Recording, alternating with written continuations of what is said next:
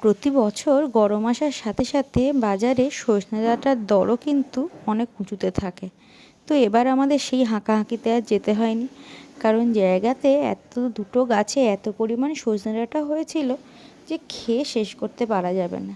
তো বাবা আর আমি চলে গেছিলাম সজনে ডাঁটা পাড়তে। তো গিয়ে দেখলাম রাস্তায় জলের লাইনের পাইপ বসবে বলে কাজ হচ্ছে, তো আমাদের একটু ঘুরেই যেতে হলো এবং এই বাঁশের শাখাটা নাকি আমাদের অতিক্রম করতে হবে।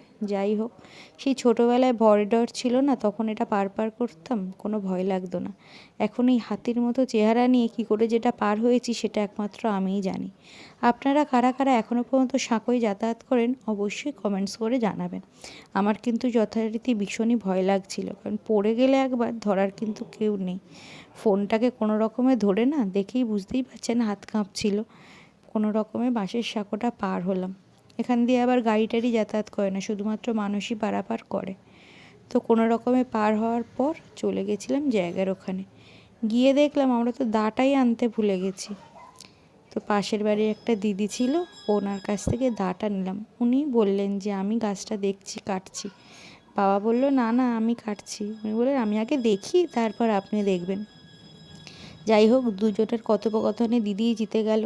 দিদি কিছুক্ষণ ধরে কাটলো গাছটাকে, কেটে কেটে হাঁপিয়ে গেল। বেশ শক্ত ডাল তো, গাছে কিন্তু পুরো ডাঁটায় ভরেছিল। একদিনে কি এক সপ্তাহ শেষ করা যাবে না। প্রচুর পরিমাণে এবার সজনে ডাঁটা হয়েছিল। ফুলও আমরা কিন্তু এবার ভালোই খেয়েছি। অনেকে পাতাও খায়। এমন একটা জিনিস যা ডাঁটা, পাতা, ফুল সমস্তই কিন্তু মানুষজন খুব খায় এবং ভীষণ উপকারীও। এই সময় অনেক সময় হামপক্স হয়, সজনে ডাঁটা কিন্তু এদের জন্য ভীষণই উপকারী। অনেকেই হয়তো জানেন এটা। যাই হোক, উনি তো কাটতে কাটতে এটা হাঁপিয়ে গেলেন যে আর কতক্ষণ কাটবেন। তারপর বাবা অনেকক্ষণ পর বললো এবার আপনি অনেক করেছেন, এবার আমাকে একটু দিন, আমি একটু ট্রাই করি। তারপর কিছুক্ষণ চেষ্টার পর বাবাও গাছটা কাটলো। কাটার পরে টেনে সেটাকে উপরের দিকে আনার চেষ্টা করছিল। আমিও বাবাকে কিছুটা হেল্প করলাম উপর দিকে গাছটা টেনে আনার জন্য। তারপরে আর কি শুরু সজনে ডাঁটা পাড়া।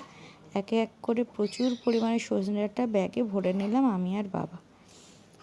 বেশ ভালো লাগছিল, নিজেদের গাছের সজনে ডাঁটা, টেস্ট তো অবশ্যই ভালো হবে, তাই না? তারপর আমরা কোনো রকমের সজনে ডাঁটাগুলো এক এক করে ভরে নিলাম ব্যাগে। নেওয়ার পরে ওখানে যারা আশেপাশে আছে, যিনি গাছটা কেটে দিয়েছিলেন, ওনাকেও কিছুটা সজনে ডাঁটা দিয়ে আসলাম। বাড়ির জিনিস কিছুটা ওনাও খাক, আমাদের এত হেল্প করলো। আশেপাশে এক দুজনকেও দেওয়া হলো। দেওয়ার পরে ব্যাগ ভর্তি করে সজনে ডাঁটা নিয়ে চললাম বাড়ির দিকে। কিন্তু যাওয়ার সময় আবারও সেই ভয়, গাড়িটা ওপারে রেখে এসেছি এবং আবার সেই ভয়ঙ্কর রাস্তাটা আমাকে পার করতে হবে। এবার বাবাকে সাথে নিয়ে মনে একটু জোর নিয়ে দুজন মিলে আস্তে আস্তে পার হলাম সেই ভয়ঙ্কর রাস্তাটা। যাক, আপনাদের কেমন লাগলো ভিডিওটা অবশ্যই জানাবেন, আর কমেন্টসে কিন্তু জানাতে ভুলবেন না।